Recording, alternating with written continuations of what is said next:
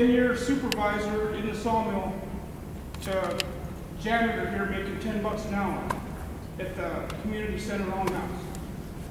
Okay, let's say I put in for one of these jobs, I get it. Now, are we guaranteed we're going to work for 10 years during that lease? Or are we going to be in the same boat? We're working one day, and the next day these guys come in and say, hey, it's not working, we're done, we're out of here. There I am, looking for another $10 an hour job, minimum wage job. That took me years to find this one. You know, all we have is the casinos, they pay minimum wage. And that is not a good place to work. You know, I'm sorry, but I worked there for 9 months, and I hope I never have to go there again. But I just want to know is if I do give up this job, and I'm lucky to get a job there at the mill, because that's what I know. Like I said, I've been an off bumper, I worked out in the woods, that's all I did. 20 years at the mill, I go back to this mill, get working, and 2 years down the road, I'm looking for another minimum wage job. You know, what's the guarantee plan for us employees? You know, are we going to have a job for 10 years? Are we going to have a job for 2 years? That's what I want to know. I don't think there's an answer to that, unfortunately. There are no guarantees in this world, right?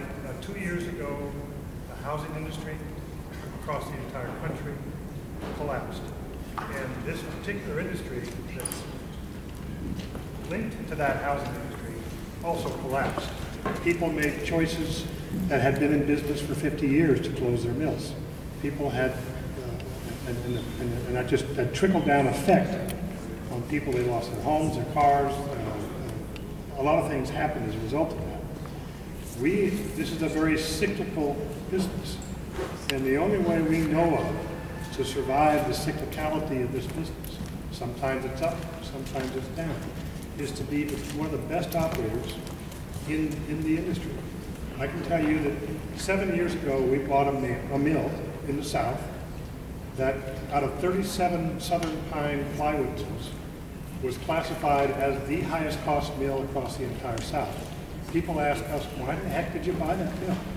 I will tell you today, after this recession took place, there's only 20 mills left in the South out of 37, and we're the #1. Could I guarantee those employees 8 years ago that that's where we were going to get? No, I couldn't. I couldn't make that guarantee. We simply set targets for ourselves, and we said the only way we're going to survive is if we're better than the other guy. And we became better than the other guy. And it was, as Zach said earlier, we took the position that the only way we're going to be better than the other guy is that we train better, our employees understand what our numbers look like, they understand whether we're making a little bit of profit or not, they understand what their targets are and when they come to work every day. But there's also a commitment on our part to say, on the employee's part, that says you show up every day and you do what's expected of you, and you don't violate safety rules. If there's anything that people would lose their role on, it probably won't be our economics. It'll be that they will violate a safety rule. And so there's certain things that I just can't tell you that there's a guarantee that a person that comes to work is going to be there 10 years from now. I don't know how to do that, in all honesty. I just don't know how to do that.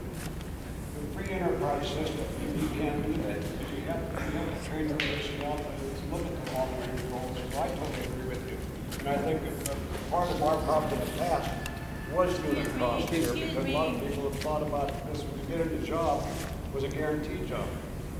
And I think our entrepreneurship should. With that, go ahead, Tilly. I think you've answered that question. Yeah. Go ahead, Tilly. Okay, I don't have a question, but I'm leaving. I'm not a logger. I don't dig internet stuff. Okay, I'm an elder, and I feel like myself I'm here wasting my time because I'm not a logger or whatever. And I listen to a lot of good input from all these people. But why? You guys already signed the contract.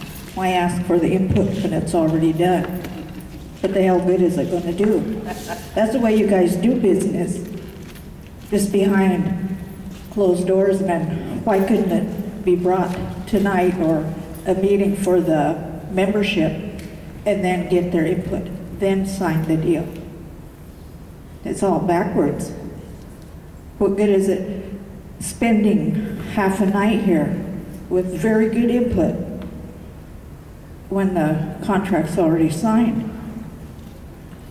Why waste our time?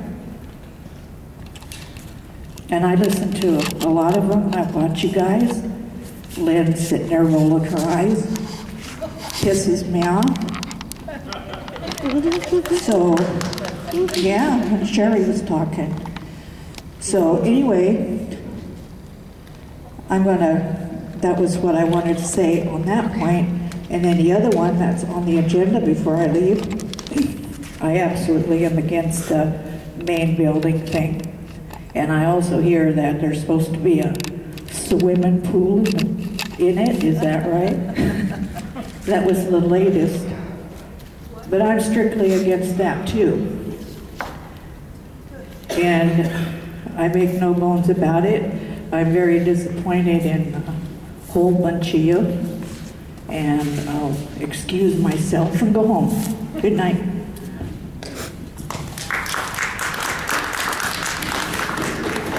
You have the last word. On Atlas. And we're going to go to the admin. I heard a comment Penny Marchand made about Bill losing $3 million a year. To sit idle. We sat back here and did the math. Between the 2 mills, that's $8,000 a day. How are we losing $8,000 a day on 2 mills that are not running? What? Those numbers don't match up.